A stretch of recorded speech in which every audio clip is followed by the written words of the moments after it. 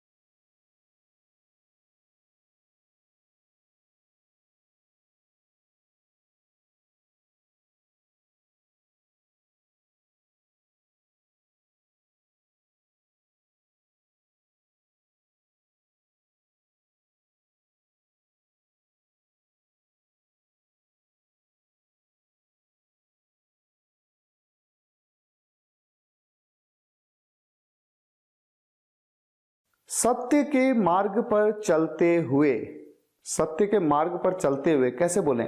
while walking, चलते हुए, on the path of truth, सत्य के मार्ग पर, सत्य के रास्ते पर। कोई दो ही गलतियां कर सकता है।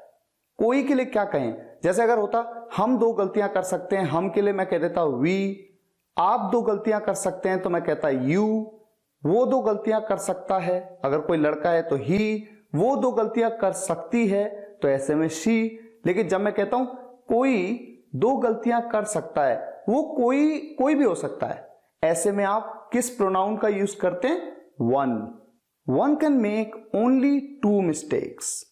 पहली, पूरा रास्ता तय न करना, first, not to go all the way. और दूसरी एंड सेकेंड, इसकी शुरुआत ही न करना, not to start at all. तो ये पूरा सेंटेंस क्या बन गया? while walking on the path of truth, one can make only two mistakes. First, not to go all the way, and second, not to start at all. यहां पर not to go all the way, इसको हम ऐसे भी कह सकते हैं not to complete the path. आपकी चॉइस है, जैसे भी आप कहना चाहें, पर कुल मिलाकर इस तरह से सेंटेंस को बनाया जाएगा। नेक्स्ट सेंटेंस, कोई कमजोर नहीं कह सकता कि उसने पहलवान को माफ किया। उसके लिए कमजोर का पहलवान बनना जरूरी है। इस सेंटेंस में पहलवान का मतलब रेसलर नहीं है, कमजोर का मतलब है वीक और पहलवान का मतलब है स्ट्रॉन्ग। यानी कोई वीक जो व्यक्ति है, कोई कमजोर व्यक्ति है, वो ये नहीं कह सकता कि उसने किसी स्ट्रॉन्ग व्यक्ति को माफ किया, ऐसा तो हो ही नहीं सकता। उसके लिए पहले कमजोर को क्या बनना पड़ेगा? मजबूत बनना पड़ेगा, स्ट्रॉन्ग बनना पड़ेगा। तो अब आप बनाइए सेंटेंस को। Here starts your 2 minutes.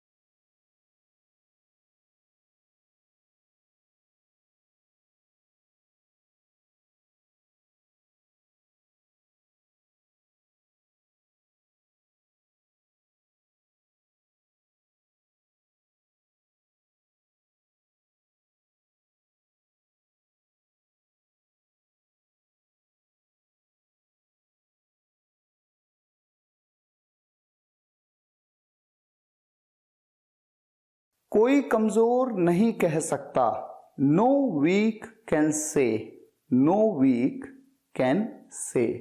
इसे मैं चाहूं तो ऐसे भी बोल सकता हूं, अ वीक कैन नॉट से, ऐसे भी बोल सकता हूं, कोई प्रॉब्लम नहीं है, सेम सेंस है। कि दैट, उसने पहलवान को माफ किया, यानी उसने एक स्ट्रॉन्ग व्यक्ति को माफ किया। सेंस के हिसाब से चलना है। ही स्पेयर्ड अ स्ट्रॉन्ग। माफ किया के लिए, चूंकि ये पास्ट इंडेफिनिट टेंस में ये सेंटेंस है, माफ करने को हम फॉरगिव कहते हैं, तो उसकी सेकंड फॉर्म फॉरगिव का भी यूज कर सकते हैं स्पेयर्ड की जगह पर आपको ये पता होगा कि स्पेयर का यूज कब करते हैं? जब आप किसी को बख्शते हैं। किसी को बख्शना या छोड़ना, जैसे मान लीजिए कोई आपसे कहे मैं तुम्हें नहीं छोड़ूंगा, I will not spare you, तो स्पेयर का यूज छोड़ना, बख्शना उस सेंस में किया जाता है। तो यहां पर वही सेंस निकल के आ रहा है सेंटेंस में, उसने पहलवान को माफ किया, यानी उसने पहलवान को बख्श दिया। इसलिए यहां पर स्पेयर का यूज करना ज्यादा सही है। उसके लिए फॉर दैट कमजोर का पहलवान बनना जरूरी है। The weak needs to become the strong. अच्छा, यहां पर हमने वीक से पहले द और स्ट्रॉन्ग से पहले द क्यों लगाया? क्योंकि जिस कमजोर व्यक्ति की बात हो रही है और जिस स्ट्रॉन्ग व्यक्ति की बात हो रही है उसके बारे में ऑलरेडी सेंटेंस में बताया जा चुका है। अच्छा, यहां पर अगर आपने नीड्स की जगह पे हैज का यूज किया है तो भी बिल्कुल सेम सेंस निकल के आ रहा है। The weak has to become the strong.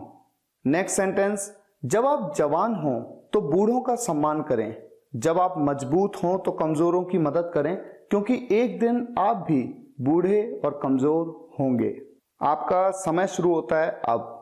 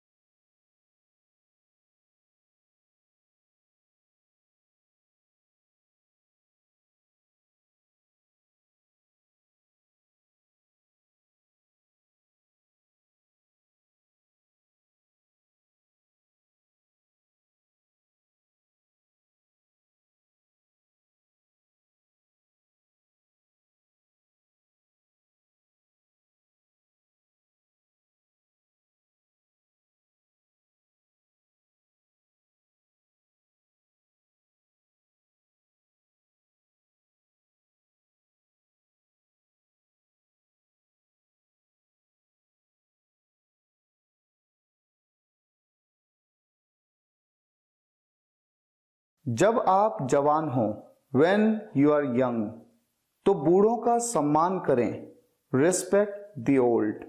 तो के लिए then का यूज नहीं किया जाएगा, क्योंकि ऑलरेडी इस सेंटेंस में when का यूज हो रहा है। जब when का यूज होता है तो then का यूज करना बिल्कुल भी प्रैक्टिकल नहीं है। जब आप मजबूत हो, when you are strong, तो कमजोरों की मदद करें, help the weak। क्योंकि बिकॉज एक दिन, वन डे, आप भी बूढ़े और कमजोर होंगे। You too will be old and weak. यहां पर मैं टू की जगह पर ऑल्सो का भी यूज कर सकता हूं, लेकिन ऑल्सो का यूज करूंगा तो कहां पे करूंगा? बी से पहले, विल के बाद में।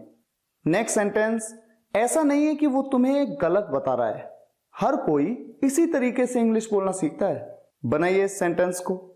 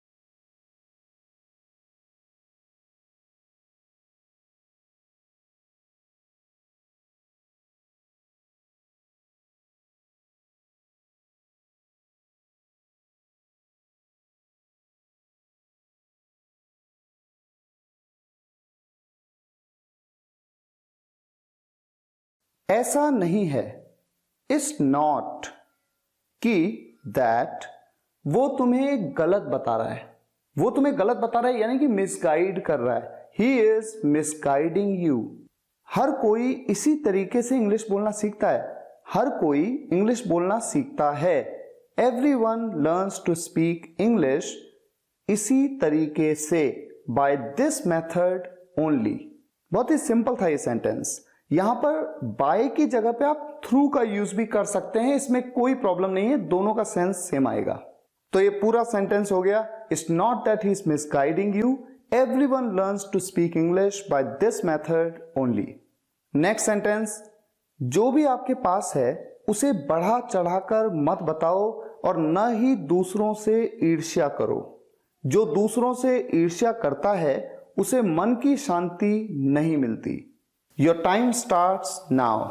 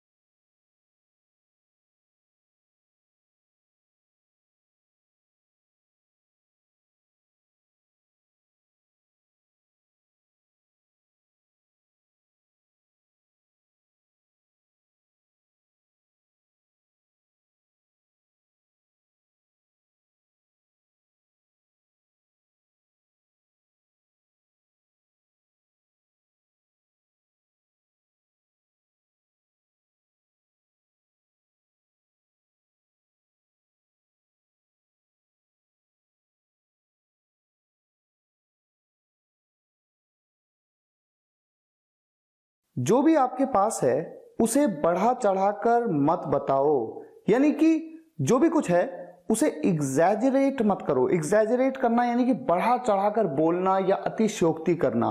तो कैसे बनाएं सेंटेंस को? डोंट एग्जैजरेट, एग्जैजरेट मत करो, अतिशयोक्ति मत करो, बढ़ा चढ़ाकर मत बोलो। व्हाट यू हैव, जो तुम्हारे पास है। Don't exaggerate what you have, और न ही दूसरों से ईर्ष्या करो। And nor envy others. Envy का क्या मीनिंग होता है? ईर्ष्या करना। यहां पर आप जेलस वर्ड का भी यूज कर सकते हैं। कैसे? And nor be jealous of others, ऐसे बोल सकते हैं। जो दूसरों से ईर्ष्या करता है उसे मन की शांति नहीं मिलती। द वन, वो, हु एनवीज अदर्स, जो दूसरों से ईर्ष्या करता है। प्रेजेंट इंडेफिनिट टेंस में एनवी के साथ में ES लग गया ना, उसे मन की शांति नहीं मिलती। ये भी प्रेजेंट इंडेफिनिट टेंस में ही क्लॉज है। Does not gate peace of mind. और एग्जैजरेट की जगह पे मैं ओवररेट भी कर सकता हूं। ओवररेट, ओवररेट का भी वही मीनिंग होता है कि जितना है उससे ज्यादा बताना, उससे ज्यादा व्यक्त करना। तो कुल मिला के पूरा सेंटेंस जो मैंने आपके लिए बनाया, don't exaggerate what you have and nor envy others. The one who envies others doesn't get peace of mind. अब देखिए, आज का एक होमवर्क है। एक सेंटेंस आपके सामने रखता हूं, इस सेंटेंस को ट्रांसलेट करके इस वीडियो के कमेंट्स में आपको बताना है। मुझे उम्मीद है आज का ये वीडियो आपको पसंद आया होगा। पसंद आया हो तो लाइक और शेयर जरूर करिएगा और कमेंट्स में बताइएगा कैसा लगा। Thank you so much for watching this video guys. फिर मुलाकात होगी नेक्स्ट वीडियो लेक्चर में। Take care, good bye.